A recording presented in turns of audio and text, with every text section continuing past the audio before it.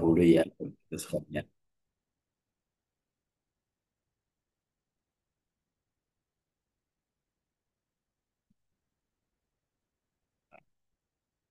Bismillahirrahmanirrahim. Kita langsung saja kepada terjemahan terlebih dahulu Bapak Ibu sekalian. Qala al-musannifu rahimahullah wa nafa'ana wa bi'ulumihi wa bi'ulumi salihina fid dharaini amin. Ya Allah ya Rabbal alamin. Faslun pasal sebetulnya kalau mau diterjemahkan secara sempurnanya kan ada mubtada yang disembunyikan kalau ditakdirkan hadza faslun. Adapun ini adalah pasal. Sebetulnya sih jelasnya begitu ya Bapak Ibu sekalian. Faslun pasal fi syurutil jumu'ati, tetap itu pasal di dalam menjelaskan syarat-syaratnya sah sholat Jumat.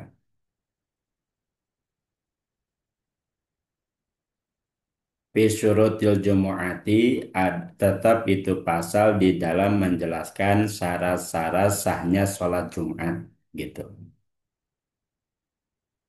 Syurutul jumu'ati, adapun syarat-syarat sahnya sholat Jumat sitatun ada 6. Antakuna, yang pertama terbukti kulluha, seluruhnya sholat Jumat fi waktu zuhri, pada waktu zuhur.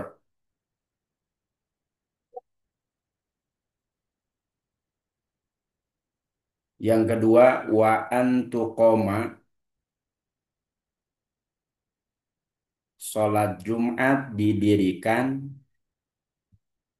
fi khittatil baladi, di perbatasan kampung atau balad.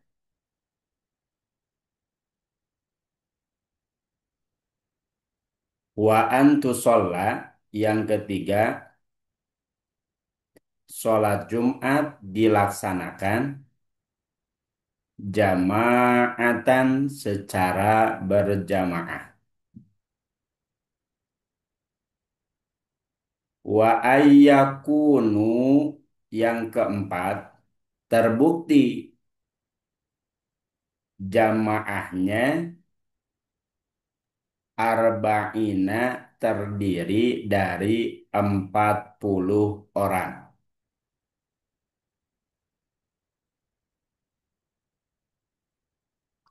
Ahroron, yang merdeka.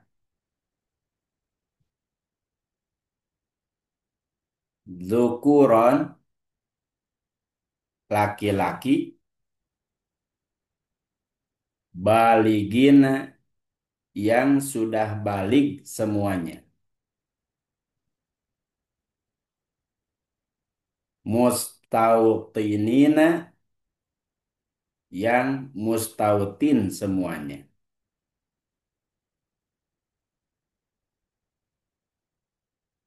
Wa alla tasbiqoha, yang kelima, tidak boleh mendahului hak terhadap sholat Jumat.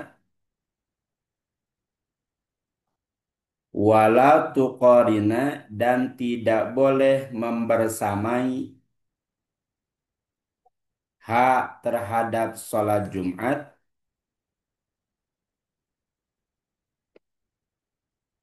Apa? Jumu'atun, sholat Jumat yang lain.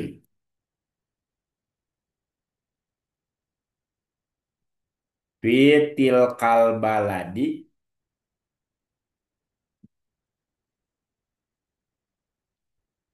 di kampung tersebut.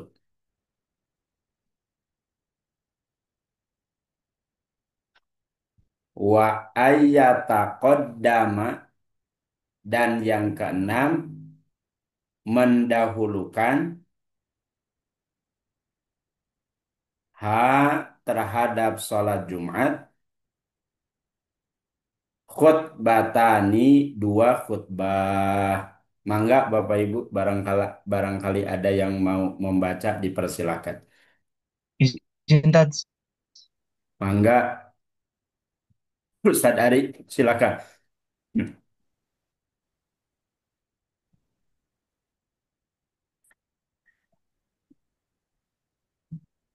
Salah, izin koreksi. Suaranya terdengar tuh.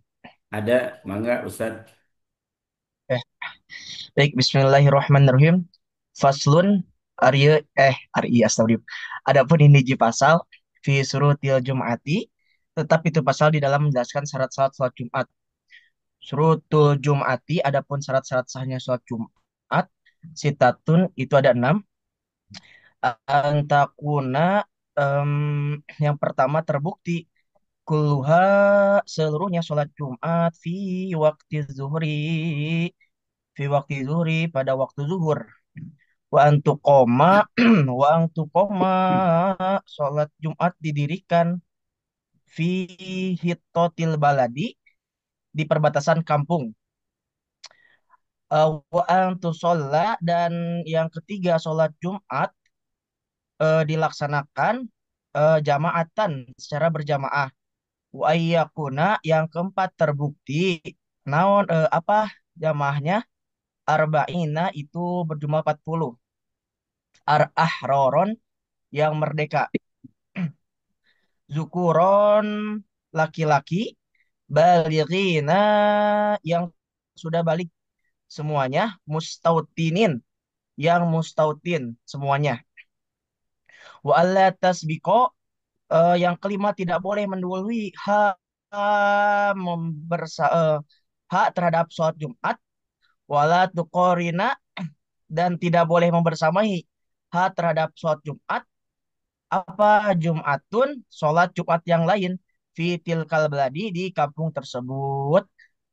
Wa ang takodama, wa ang takodama, dan yang keenam mendahulukan ha terhadap sholat Jumat, apa khutbatani, dua khutbah. Sadaqallahul. Alhamdulillah, jazakallah khairan kathiran Ustadz Ari. Semoga diberikan jodoh yang soleha. Ya. Amin amin insyaallah. Bapak Ibu sahabat-sahabat yang dimuliakan oleh Allah Subhanahu wa taala, dalam pasal ini musonif atau Syekh Salim bin Sumer menjelaskan kepada kita semuanya tentang syarat-syarat sahnya sholat Jumat. Perlu kita ketahui bahwa sholat Jumat itu hukumnya wajib, ya Bapak Ibu sekalian. Nanti kewajibannya untuk siapa, insya Allah akan disampaikan. Insya Allah nanti akan dijelaskan. Yang jelas bahwa sholat Jumat itu hukumnya wajib. Nah, terkait sholat Jumat yang hukumnya wajib, maka Bapak Ibu sekalian, sholat sunat rawatib yang menyertai sholat Jumat pun hukumnya adalah sunat. Ya, walaupun kita tahu bahwa di beberapa masjid ada yang tidak melaksanakan sholat sunnah qobliyah Jumat. Kenapa? Karena imamnya langsung naik ke mimbar dan adzannya hanya satu kali saja. Adapun terkait pelaksanaan sholat qobliyah Jumat, Bapak Ibu, ini mudah-mudahan jadi tambahan pengetahuan untuk kita semuanya. Walaupun ada sebagian yang menyatakan bid'ah, itu ya, di mana Al-Imarat itu menegaskan bahwa tidak ada pelaksanaan sholat sunnah qobliyah Jumat, ya Bapak Ibu sekalian. Itu dulu waktu belajar di sana dosennya menyampaikan demikian. Hanya saja perlu dipahami oleh kita semuanya, walaupun memang tidak ada dalil secara khusus yang memerintahkan langsung kepada sholat sunnah qobliyah Jumat, tapi Bapak Ibu kita perlu ketahui bahwa selain daripada dalil khusus ada juga yang disebut dengan dalil umum. Sementara dalam kaidah usul fikihnya, ia juzu dalilul am ila ba'da bahsil mukhasis. Boleh menggunakan dalil umum kalau seandainya dalil khusus kalau sudah dicari tidak ada. Jadi kalau misalkan dalil khususnya tidak ada, coba dilihat terlebih dahulu dalil umumnya ada atau tidak Bapak Ibu sekalian. Nah, walaupun dalil secara khusus pelaksanaan sholat sunnah qobliyah Jumat itu tidak ada, tapi kita punya dalil umumnya. Mana dalil umumnya? Mamin sholatin mafrudatin illa baina yadai harokatan. Bahwa tidak ada sholat sunnah. Mamin mafrudatin illa baina. Tidak ada sholat wajib kecuali disertai dengan dua sholat sunnah. Apa itu? Qobliyah dan ba'diyah. Sholat duhur, Bapak Ibu, ada qobliyah ba'diyahnya ya, karena sholat duhur wajib. Sholat asar, ada qobliyah ba'diyahnya, ada. Hanya saja karena ada dalil secara khusus yang melarang untuk melaksanakan sholat ba'diyah asar, maka hanya satu saja. Sholat maghrib karena wajib ada memiliki dua sholat sunnah qobliyah dan ba'diyah. Begitupun sholat Jumat karena sholat Jumat hukumnya wajib maka memiliki dua sholat sunnah qobliyah dan ba'diyah. Ini mah sebagai pengetahuan begitu ya Bapak Ibu sekalian. Jadi kalau misalkan ada orang yang melaksanakan sholat sunnah qobliyah Jumat, ah ini dalilnya. Dianggap bid'ah atau tidak? Kan udah jelas dalilnya seperti itu, usul fikihnya begitu Bapak Ibu sekalian. Nah, berbicara tentang syarat-syarat sahnya sholat Jumat disampaikan oleh Syekh Salim bin Sumer itu ada 6. Jadi kalau misalkan 6 ini terpenuhi maka sholat Jumatnya sah. Menurut siapa? Menurut ulama madhab Syafi'iyah. Saya tekankan kembali ya Bapak Ibu sekalian bahwa syarat-syarat ini diberlakukan dalam pendapatnya ulama madhab Syafi'iyah. Ketika berbicara ulama madhab yang lain, tentu ada perbedaan. Adapun ketika berbicara tentang syarat sahnya sholat Jumat menurut ulama madhab Syafi'iyah, sitatun semuanya ada 6 yang harus terpenuhi. Apa saja keenam ini? Antakuna kuluha fi waktu duhri. Yang pertama, harus dipastikan bahwa seluruh pelaksanaan sholat Jumat, baik itu sholat Jumatnya ataupun khutbahnya fi waktu duhri, ada pada waktu zuhur. Jadi kalau misalkan khutbah Jumatnya atau misalkan sholat Jumatnya ternyata belum masuk waktu sholat duhur, Bapak Ibu, ini menjadikan sholat Jumatnya tidak sah. Nah, ini yang kemudian harus diperhatikan oleh semua pengurus DKM. Jangan sampai kemudian gegabah dalam menentukan waktu sholat. Karena kalau misalkan belum masuk waktu sholat, maka langsung melaksanakan khutbah Jumat ini bisa masuk kepada kategori tidak sahnya seseorang melaksanakan sholat Jumat. Begitu ya Bapak Ibu sekalian. Bahkan dalam kitab Sulamunairen itu disampaikan waktu ikhtiyat, waktu untuk berhati-hati agar yakin bahwasanya kita masuk waktu sholat itu adalah ditambah 5 menit dalam setiap waktu yang sudah ditentukan. Itu dalam kitab Sulamunairen. Untuk lebih ihtiyat kehati-hatian agar memang kita yakin bahwa sholat itu benar-benar sudah masuk.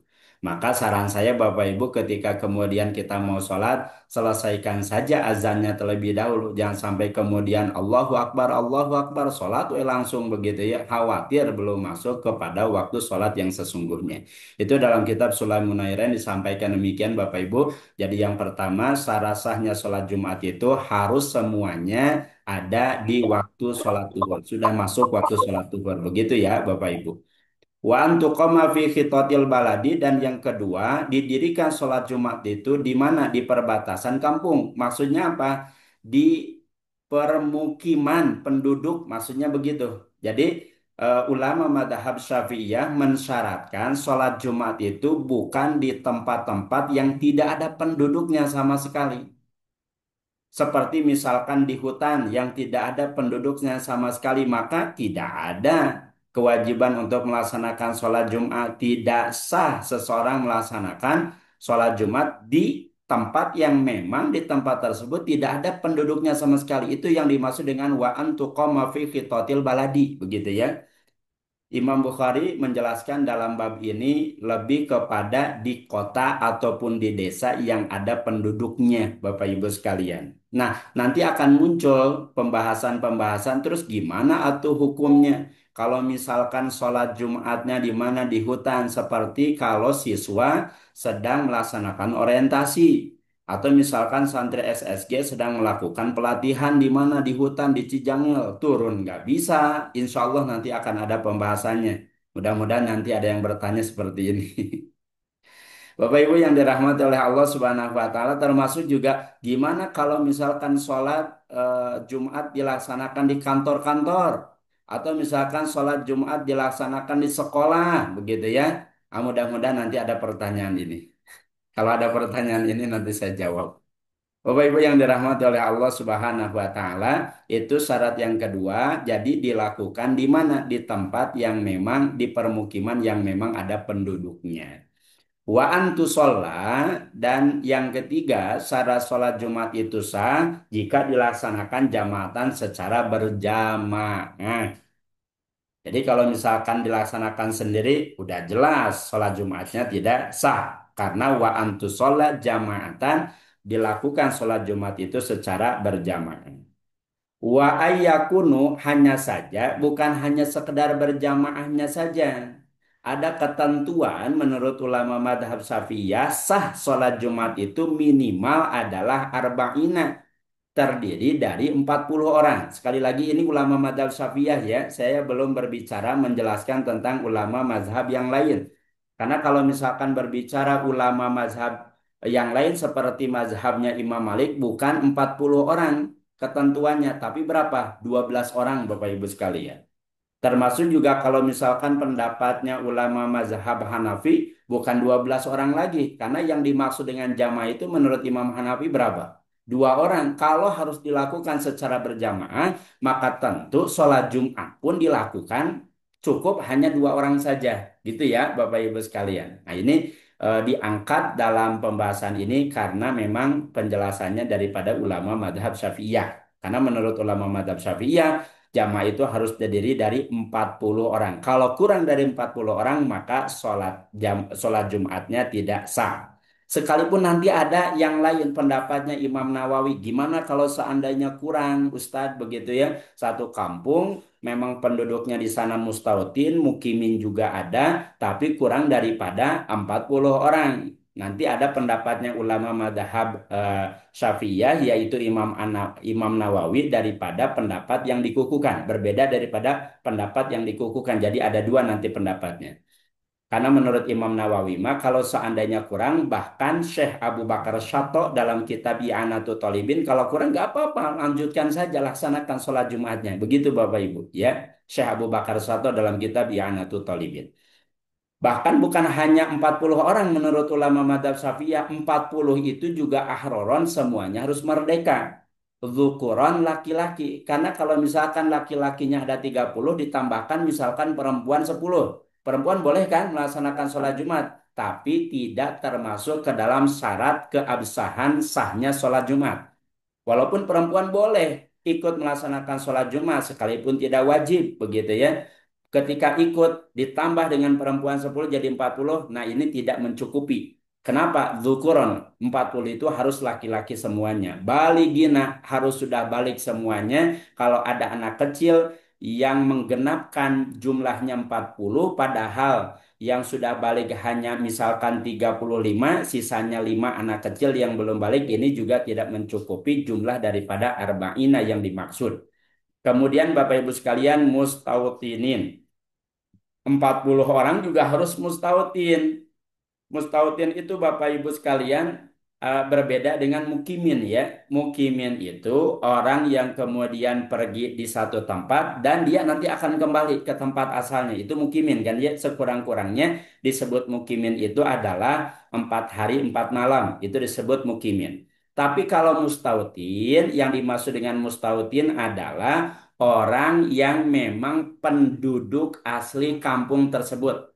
Atau misalkan seseorang yang sudah menetap di satu daerah dan tidak ada niatan akan kembali ke daerahnya. Karena dia misalkan sudah dapat kerjaan di sini. Apalagi misalkan sudah punya rumah seperti misalkan Pak Bagja.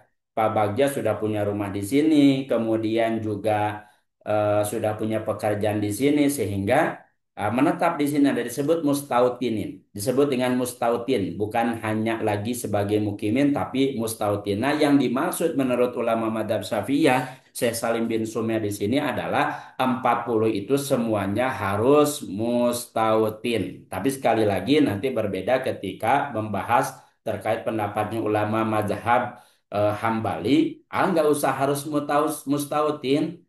Yang mukimin juga kalau misalkan mustautinnya tidak terpenuhi, yang mukimin juga tetap sah melaksanakan sholat Jumatnya. Begitu pendapatnya siapa? Ulama madhab Hambali termasuk Syekh Abu Bakar Sato dalam kitab I'anatul Talibin juga Bapak Ibu. Selanjutnya wa alla tasbiqoha, tidak boleh mendahulukan dan tidak boleh mendahului, tidak boleh ada yang membarengi terhadap sholat Jumat. Apa itu Jumu'atun? Sholat Jumat yang lain fitil kalbaladi di daerah tersebut. Nah, pertanyaannya Bapak Ibu sekalian, gimana kalau misalkan sholat Jumat yang didirikan di mana? Di Eko Pesantren. Pagigir-gigir sarang masjid di sebelahnya gitu ya. Kadang masjid eta udah duluan adzannya gitu ya. Udah duluan khutbahnya. Sama juga di Eko Pesantren kadang sudah duluan. Ini gimana? Bahkan pinggir-pinggir tempatnya dengan masjid yang sebelah mengadakan dua sholat Jumat. Sementara di dalam pembahasan pasal ini tidak boleh ada yang membarengi, tidak boleh ada yang mendahului sholat Jumat yang lain di kampung tersebut. Atau mungkin di daerah Ledeng ya Bapak Ibu sekalian, no, ada Masjid Al-Hikmah, ada Masjid Al-Istiqomah kalau tidak salah yang di atasnya ya. Itu sangat berdekatan sekali. Apakah sah melaksanakan sholat Jumatnya? Kalau menurut pendapat yang dikukuhkan, ya Bapak Ibu sekali lagi, kalau menurut pendapat yang dikukuhkan, seperti pendapatnya Syekh Abul Husain Yahya, maka di antara dua sholat Jumat itu ada yang tidak sah. Mana yang sahnya? Yaitu yang melaksanakan sholat Jumat adzannya lebih dulu. Nah, itu yang sah, gitu ya. Kalau menurut pendapat yang dikukuhkan. Tapi, Bapak Ibu sekalian, sama masih menurut ulama madhab Syafi'iyah, menurut Syekh Abdurrahman bin Muhammad Al-Mashhur, bahwasanya boleh kalau ada hajat. Mana hajatnya Bapak Ibu sekalian? Pertama, tidak bisa menampung jamaah. Kebayang kalau santrinya ikut melaksanakan sholat Jumat di masjid kampung sebelah, di masjid tetangga tadi ya, yang sebelahan dengan Eko Pesantren. Nggak bakal nampung itu masjid tersebut gitu ya, ngebludak Bapak Ibu sekalian. Maka menurut Syekh Abdurrahman bin Muhammad Al-Masyhur, tetap boleh sekalipun berdampingan begitu ya, Bapak Ibu sekalian melaksanakan sholat Jumatnya dengan catatan tadi yang pertama kalau tidak bisa menampung sholat Jumat di satu masjid maka boleh mendirikan sholat Jumat di yang lainnya dua-duanya tetap sah menurut beliau. Kemudian yang kedua adanya konflik internal. Wah kalau misalkan ke sana pokoknya mah ngabahayakeun we dibunuh we misalkan gitu ya sudah berarti ya masing-masing saja walaupun pelaksanaannya ada dua pelaksanaan sholat Jumat itu di kampung tersebut. Yang ketiga, jauh jaraknya. Mana batasan jauh jaraknya? Kalau Bapak Ibu menuju batasan kampung, kita nggak mendengar adzan daripada pelaksanaan sholat Jumat di kampung yang lainnya, gitu ya. Maka boleh mendirikan sholat Jumat, gitu ya. Walaupun misalkan ada dua, Bapak Ibu sekalian. Nah eh, itu yang berpendapat bahwa tidak boleh kecuali ada hajat. Nah sementara Bapak Ibu sekalian, menurut saya Ismail Zain dari Yaman, bahwasannya boleh mau di kampung ada dua, ada tiga juga boleh. Menurut siapa? Menurut beliau, ya. Menurut saya Ismail Zain, beliau dari Yaman. Menurut beliau mah boleh karena tidak ada dalil yang kemudian memastikan sholat Jumat itu harus didirikan hanya satu saja di satu kampung. Enggak, menurut siapa? Menurut beliau.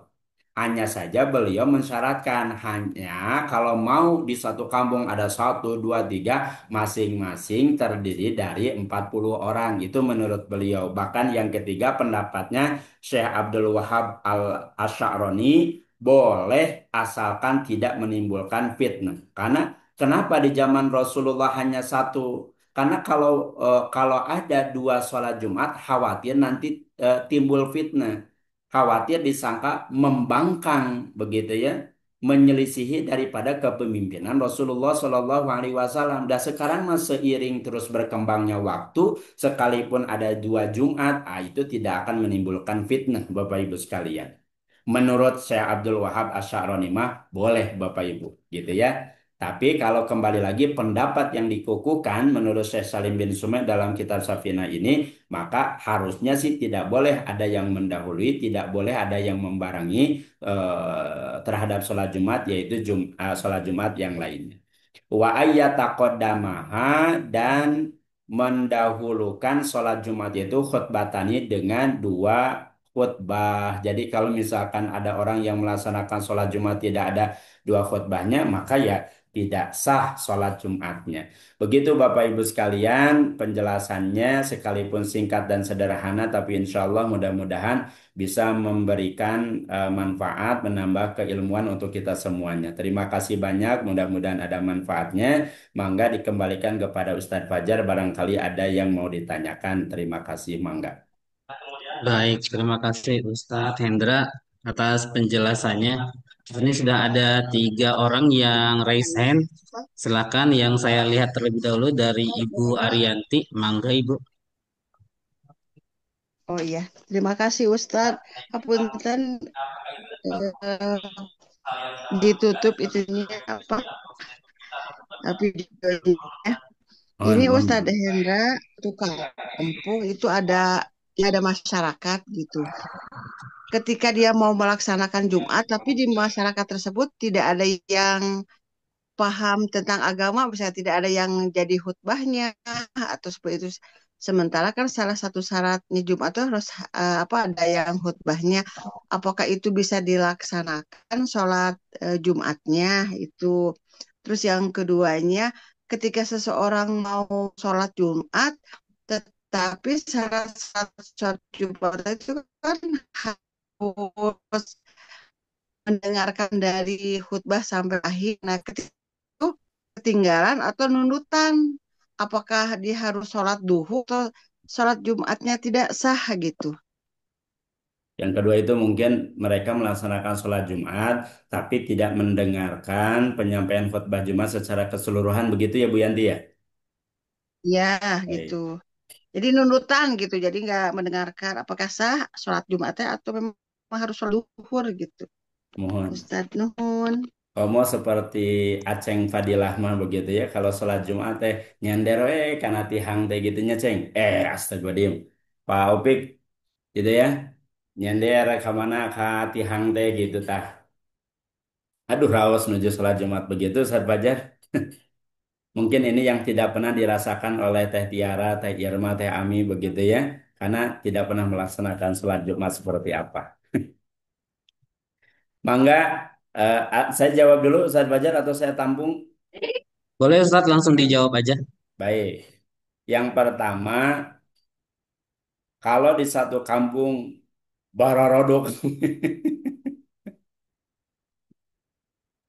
nggak ada yang tahu sama sekali, nggak ada yang paham, maka berdosa itu satu kampung, Bapak Ibu sekalian, sekalipun kewajiban itu tetap melekat begitu ya kepada siapa? Kepada orang-orang yang sudah balik, kepada orang-orang yang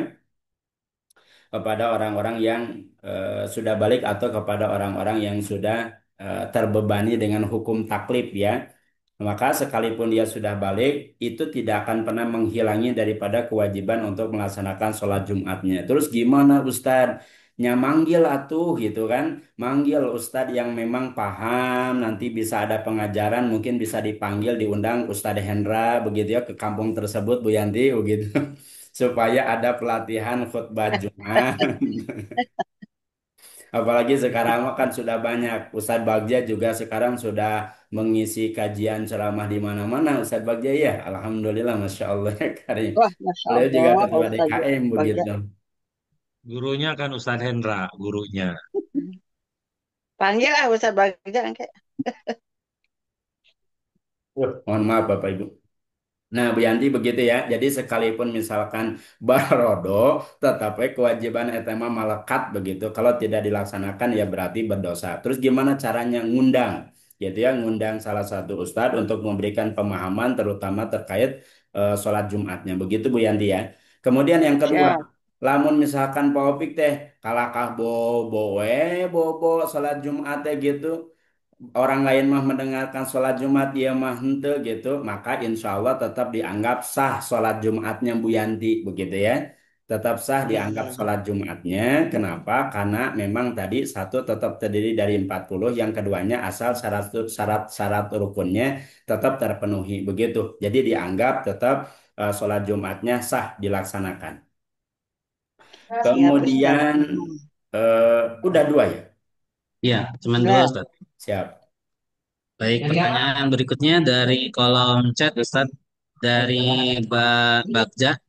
Ustaz izin bertanya dikatakan Mustautinin ini berapa lama ya tinggal di kampung tersebut?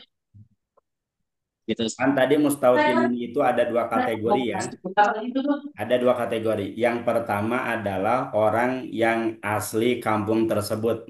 Ya, Pak Opik lahir di Ciamis, yang berarti netap di Ciamis, berarti disebut Mustautin. Nah, yang kedua adalah orang yang kemudian dia misalkan ngontrak atau dia sudah beli rumah dengan punya niatan nih Bapak Ibu sekalian, nggak bakal kembali ke kampungnya. Jadi udah aja netapnya di sana.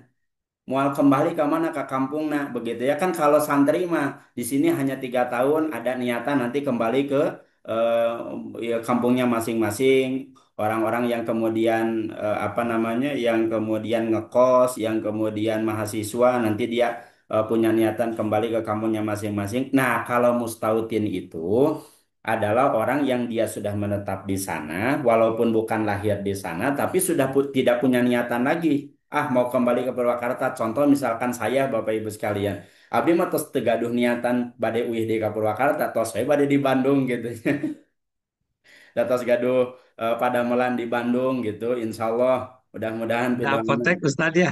cuma Kalau sakit, apoteknya ada di Andra. Cocok. Masya Allah mangga Bapak Ibu pilih bade malaleser obat apotek di anda sok ningali teh teh Tiara gitu nya nu sok Biasa meser teh nganyuk, Ustaz. Masya Allah mangga Kabu Yanti malah aman. Wah, siap. Jadi begitu Pak siapa Pak Bagja ya. Jadi yang mustautin itu kalau misalkan memang sudah tinggal di sana sekalipun bukan punya rumah sendiri masih ngontrak tapi sudah nggak punya niatan sama sekali untuk kembali lagi ke daerahnya masing-masing maka itu disebut mustautin. Wallahu a'lam bishawab. Baik, pertanyaan berikutnya Ustaz dari sudah raise hand dari Pak Taufik. Mangga Pak Taufik.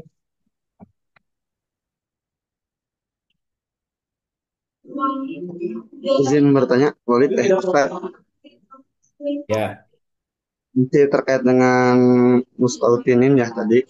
Nah, misalkan di tempat belanja, mall, atau di rest area tol gitu ya.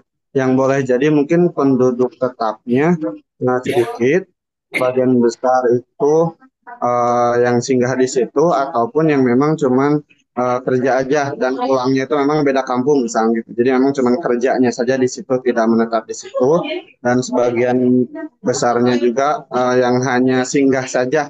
Nah itu apakah termasuk juga gitu ke yang harus 40 tadi gitu Ustaz. baik. Ada Pak Opik mah sok milari jawaban Kak AI begitu ya. Tinggal dicari jawabnya aja. Tinggal dicari jawabannya aja di AI gitu ya Pak Opik. Bapak Ibu izin menjawab pertanyaan daripada Pak Opik.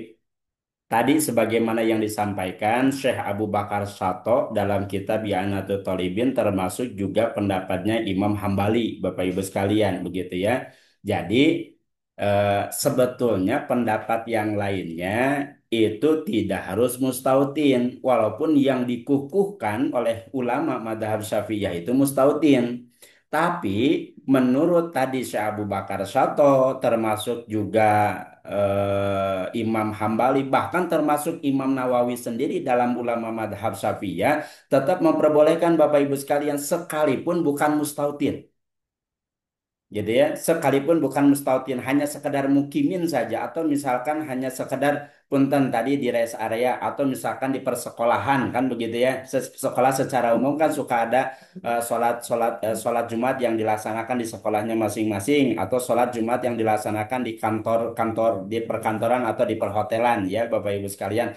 Maka menurut Imam Nawawi termasuk Syekh Abu Bakar Soto itu tetap dikategorikan sah gitu ya Pak Opik begitu ya. Kenapa? Karena memiliki hajat-hajat tertentu begitu. Bahkan tadi disampaikan kalau seandainya memang sholat Jumat di satu kampung itu banyak, menurut Syekh Ismail Zain dari Yaman itu tetap nggak diperbolehkan, bahkan sekalipun kurang dari mana?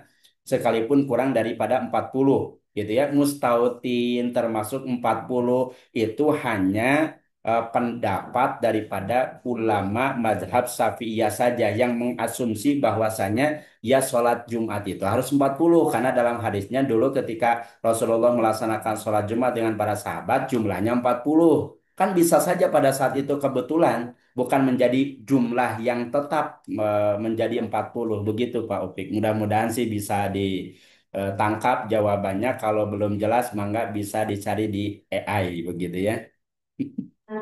Allahu a'lam Baik, bishawab. mungkin ini pertanyaan terakhir Ustadz Ya, dari Pak Dandi dari kolom chat. Izin bertanya terkait khutbah.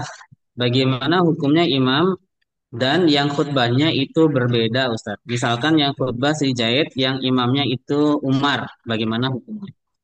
kayak punten sebelum ke sana. Tadi teh asa yang lebih dulu ngelihat ngacung teh Teh Maya ya? Enggak ya? Teh Maya baru-baru ya? Yang saya lihat tadi Bu Ariyanti dulu, terus Pak Taufik. Oh baik atau kalau gitu. Teh Maya izin ya saya jawab yang Pak Dandi. Dari kolom Bang chat Dandi. dulu. Siap. Jadi kalau misalkan khutbahnya si Jaid, si imamnya Umar, wah iya mah jurumiah pisan ya, si Jaid jeung si Umar. Ada yang jadi si Ali.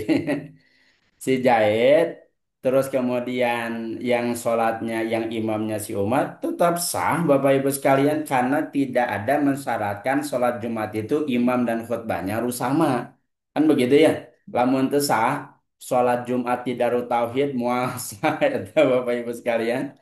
Imamna saha, sholatna ogenan saha Bapak Ibu, walaupun ada di sebagian kampung itu yang memahami nggak boleh sholat Jumat dan khutbahnya itu harus satu paket begitu ya, tidak boleh berbeda. Khutbahnya si Zaid, imamnya si Umar, adana si Ali misalkan begitu. Maka nggak begitu Bapak Ibu sekalian, karena tidak disyaratkan khutbah Jumat atau pelaksanaan sholat Jumat itu imam dan khutbah itu berbeda. Begitu ya, yang jelas khutbahnya dilakukan, ada sholatnya juga dilakukan, syarat sahnya rukun pelaksanaan sholat Jumat dilaksanakan, maka tetap sholat Jumatnya hukumnya tetap sah Bapak Ibu sekalian dilaksanakan. Wallahu a'lam bishawab. Itu Kang Fajar yang bisa disampaikan, kurang Baik, lebihnya mohon maaf. gimana dengan Bu Maya, Pak? Ustadz dipersilakan atau bagaimana, Ustadz? Langkung MC Tanggung we, ya? nu gaduh Oh, baik. bareng MC. Satu lagi aja dari Bu Maya, silahkan. Bagi Bapak Ibu yang mau bertanya atau masih ingin bertanya, boleh langsung di-chatkan aja, diketikkan saja di kolom chat pertanyaannya. Silakan Bu Maya untuk Ya, pertanyaan terakhir. Bismillahirrahmanirrahim. Assalamualaikum Pak Ustadz. Waalaikumsalam warahmatullahi wabarakatuh wa Izin maghfiratu wa bertanya, rahmah wa ridwanahu. kalau misalkan untuk khutbah itu wajib memakai bahasa Arab atau tidak? Terus bagaimana kalau mustaminya itu tidak memahami bahasa Arab? Apakah mustaminya itu sah gitu salat Jumatnya atau tidak? Karena tidak paham sama sekali karena bukan di negara Arab atau bukan berbahasa Arab gitu Pak Baik, Ustadz. Yang terima kedua, Pak kasih. Ustadz boleh satu lagi nggak? Satu dulu ya Temaya ya. Satu dulu. Nanti yang Iya satu boleh lagi boleh. saran saya mending di kolom chatnya YouTube Henda Wiracandra. Oh iya, Assalamualaikum baik teh Pak aya Ustadz. anu ngintun patarosan dina YouTube terus didugikeun oge Bapak Ibu. Wios ke Ulun diantos teh Ustaz, insya tiara tah. Allah. Dia patarosanana di YouTube gitu nya mengawali Bapak Ibu mangga silakan Teh Rita. Jadi Hatur nuhun Teh Pak Maya, Ustaz. terima kasih pertanyaannya. Ini mewakili saya kira untuk semuanya karena memang ini jadi polemik. Bahkan saya mengetahui ada kiai dengan ustadz satu kampung teh ribut pas saya gara-gara naon. Cek iya cenah nu khotbah Jumat teh kudu wajib bahasa Arab. Nu iya tenan naon pakai bahasa Indonesia. Punten ya punten. Itu di zaman saya ketika pesantren. Ya eta mah pare saya Kiai teh pasti ya di depan umum Bapak Ibu sekalian yang saya ketahui begitu ya. Oh ternyata ke sini Masya Allah Bapak Ibu sekalian ternyata ilmu itu luas ya. Khawatir memang kita belum sampai kepada ilmu tersebut sehingga sudah mengklaim bahwa itu satu-satunya pendapat yang betul. Itu satu-satunya pendapat yang sah. Bapak Ibu, kalau misalkan ngojai ka tengahna kitab Safinatun Najah atau kita menyelami penjelasan daripada Imam Nawawi dalam kitab Kasyifatus saja sebetulnya di sana dijelaskan walaupun yang dikukuhkan dalam ulama madhab Syafi'iyah sebetulnya dengan menggunakan bahasa Arab. Cuman pendapat Imam Nawawi dalam kitab Kasyifatus saja boleh dengan menggunakan bahasa Indonesia kecuali ayat-ayat Al-Quran yang tidak cukup hanya sekedar dibacakan terjemahannya saja. Karena ayat Al-Quran itu kan termasuk rukun khutbah ya, Bapak Ibu sekalian. Maka enggak cukup rukun khutbah itu hanya dibacakan melalui terjemahannya saja. Kalau membaca ayat Al-Quran, maka itu harus tetap menggunakan bahasa Arab, kecuali kalau bahasa yang lain gitu ya. Jadi kalau dengan menggunakan bahasa ajam dalam penyampaian sholat Jumatnya, maka dalam madhab Syafi'iyah terutama adalah pendapatnya Imam Nawawi diperbolehkan. Itu dalam kitab Kasyifatus saja dijelaskan demikian Bapak Ibu sekalian. Sehingga kalau seandainya ada sebagian masjid yang melaksanakan sholat Jumat dengan menggunakan bahasa Indonesia, yang penting Al-Qurannya itu dengan menggunakan bahasa Arab, maka insya Allah sholat Jumatnya dihukumi sah ya Bapak Ibu sekalian. Upami itu sah, uduh, teu bayang seueur sholat Jumat anu di Indonesia itu sah gitu ya. Berarti kalau tidak sah khutbah Jumatnya, tidak sah sholat Jumatnya, tidak sah sholat Jumatnya, berarti atuh sama saja dengan tidak melaksanakan sholat wajib pada saat itu ya. Naudzubillah, tsumma naudzubillah min dalik. Maka ini solusinya Bapak Ibu sekalian bisa mengambil pendapatnya Imam Nawawi yang termasuk ke dalam mazhab Syafi'iyah itu sendiri. Itu saja barangkali Bapak Ibu sekalian yang bisa disampaikan. Kurang lebihnya mohon maaf. Mudah-mudahan ada manfaatnya ya. Insya Allah untuk kita semuanya. Mangga saya kembalikan lagi ke Kang Fajar. Hatur nuhun Bapak Ibu sekalian. Baik, terima kasih Ustadz Hendra atas ilmunya. Baik, Bapak Ibu, kita sudah sampai ke penghujung acara. Kita tutup saja kegiatan Sakofa kelas sore hari ini dengan sama-sama membaca hamdalah. Alhamdulillahirrabbilalamin. Dan doa kifaratul majelis. Subhanakallahumma wa bihamdika asyhadu an la ilaha illa anta astaghfiruka wa atubu ilaik. Terima kasih, saya MC undur diri. Assalamualaikum warahmatullahi wabarakatuh. Waalaikumsalam warahmatullahi wabarakatuh. Kita Waalaikumsalam Teh sholat warahmatullahi Jumat untuk wabarakatuh. perempuan Mohon Pak hukumnya Ustadz. apa di kampung halaman saya Jazakallahu sholat Jumat. khairan. Terus Ustaz, Ustaz. jazakallahu khair. Di Antos di kolom chat YouTube Teh Tiara. Nuhun atuh nuhun Pak Sep. Ya, sami-sami Ustaz, insyaallah. Ya, ya izin lab Ustaz, sadayana. Mangga. Assalamualaikum.